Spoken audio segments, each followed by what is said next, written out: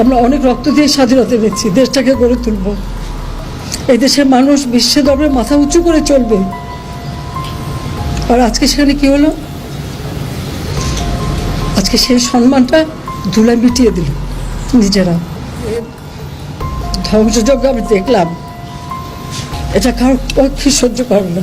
তোমরা ক্ষমতায় যাওয়া বা পরিবর্তন আনার একমাত্র উপায় নির্বাচন।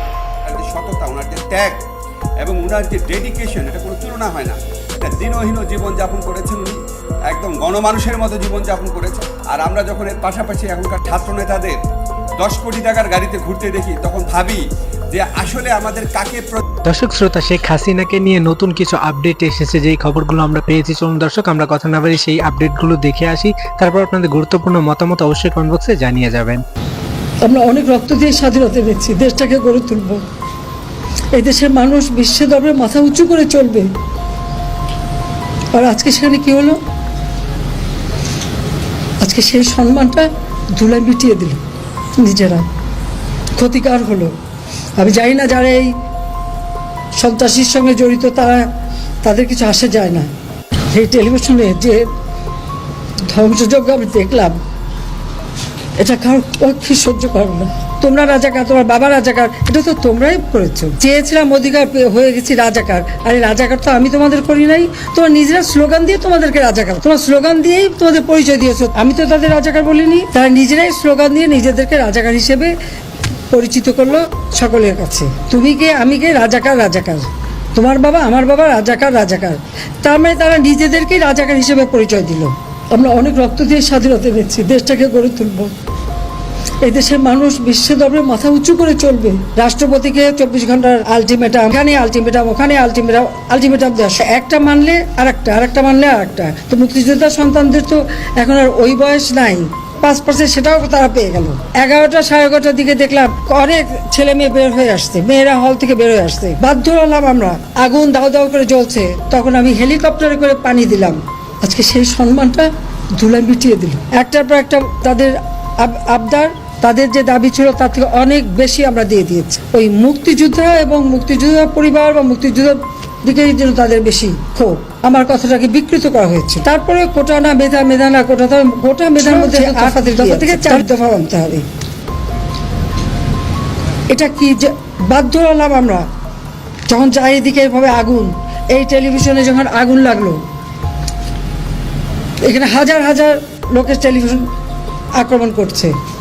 ফায়ার ব্রিগেড আসলো, ফায়ার ব্রিগেড গাড়ি জ্বালালেও ফায়ার ব্রিগেড ঢুকতে দেবে না, পুলিশ কাউকে ঢুকতে দেবে না, তাদের উপরে হামলা হলো। আগুন দাও দাও করে জ্বলছে, তখন আমি হেলিকপ্টারে করে পানি দিলাম যে অন্তত এইভাবে পুড়ে যাচ্ছে সব, হেলিকপ্টার থেকে পানি ছাড়ো।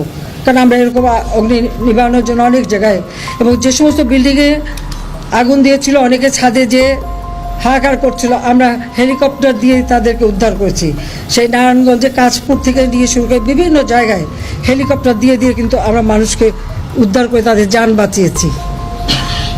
আর আমি এখানেও চেষ্টা করেছিলাম যে বেশি করে পানির সেটা উপর থেকে যে আগুনটা আরও চারিদিকে ছড়াতে না পারে। কিন্তু আজকে এসে এই টেলিভিশনে যে ধ্বংসযজ্ঞ আমি দেখলাম, এটা কারোর পক্ষে সহ্য করবে না। দেখো, এখনো পর্যন্ত সরকারি সূত্রে আমরা যেটা জানতে পারছি যে আগামী 48 ঘন্টার মধ্যে শেখ হাসিনা ভারত ছাড়তে পারেন, এবং সেক্ষেত্রে তার পরবর্তী গন্তব্য ইউরোপের কোনো দেশ হতে পারে। ক্ষমতায় যাওয়া বা পরিবর্তন আনার একমাত্র উপায় নির্বাচন। আন্দোলনের নামে সন্ত্রাস ও হিংসার রাজনীতি কখনো দেশ ও সমাজ অর্থনীতির জন্য কল্যাণকর হতে পারে না, বরং তা রাজনৈতিক পরিবেশ তমসাচ্ছন্ন করে তোলে। সংঘাত ভুলে আলাপ আলোচনার মাধ্যমে ঐক্যমতে এসে গণতন্ত্রকে বিকশিত হতে আমাদের সকলের সহায়তা করা উচিত। রাজনীতি থেকে হিংসা, হানাহানি অবসান ঘটে। সততা, ওনার যে ত্যাগ এবং উনার যে ডেডিকেশন এটা কোনো তুলনা হয় না। একটা দিনহীন জীবনযাপন করেছেন উনি, একদম গণমানুষের মতো জীবনযাপন করেছে। আর আমরা যখন এর পাশাপাশি এখনকার ছাত্র নেতাদের 10 কোটি টাকার গাড়িতে ঘুরতে দেখি, তখন ভাবি যে আসলে আমাদের কাকে প্রজেক্ট করা উচিত ছিল। কোটা আন্দোলন থেকে সরকার পতনের আন্দোলন, 8 দফা থেকে 1 দফা দাবিতে প্রধানমন্ত্রী শেখ হাসিনাকে পদত্যাগ করানো হয় এবং পরবর্তীতে দেশ ছাড়তে বাধ্য হন শেখ হাসিনা। এবং সেই সময়ে সরকার পতনে এবং নতুন সরকার গঠনে মুখ্য ভূমিকা পালন করেছিলেন উপদেষ্টা আসিফ নজরুল। তবে বর্তমান সময়ে অন্তর্বর্তীকালীন সরকারের উপদেষ্টা পদে মন্ত্রিসভার দায়িত্ব পেয়ে রীতিমতো শেখ হাসিনার প্রশংসায় মেতেছেন এই সহকারী উপদেষ্টা। তবে শুধুমাত্র তিনি একা নন, পূর্ণ মর্যাদায় শেখ হাসিনাকে আবারও দেশে ফিরিয়ে আনতে দেশের বিভিন্ন জেলায় তৈরি হয়েছে বিক্ষোভ মিছিল। যদি আপনারা জনতা শেখ হাসিনাকে আবার ক্ষমতায় না নিয়ে আসেন, বাংলাদেশ ফিলিস্তিনের মতো এরকম অবস্থা হবে। অপরদিকে দেশের উপদেষ্টা সমন্বয়কদের নিয়ে প্রশ্ন উঠেছে বহুবার। তার মানে কি শেখ হাসিনার কথাই সত্যি যে আমাদের সাধারণ শিক্ষার্থীদেরকে ব্যবহার করে শেখ হাসিনার সরকারকে পতন করানো হয়েছে? ছাত্র জনতা বলছেন, যেখানে ছাত্র রাজনীতি বন্ধ এবং বৈষম্য দূরীকরণের জন্য এত বড় ধরনের আন্দোলন করা হয়েছিল, সেখানে পুনরায় কিভাবে সমন্বয়করা শিক্ষার্থীদেরকে রাজনীতি করার জন্য উৎসাহ তৈরি করে। এদিকে উপদেষ্টা আসিফ নজরুল আরো স্বীকার করেন, দেশের সকল উন্নয়নে প্রধানমন্ত্রী শেখ হাসিনার অবদান অপরিহার্য। কিছু জন্মদাতা হচ্ছে আওয়ামী লীগ। আমি কি বাড়িয়ে বলছি সবকিছু কোনটা কোন এক্সাম্পল চান।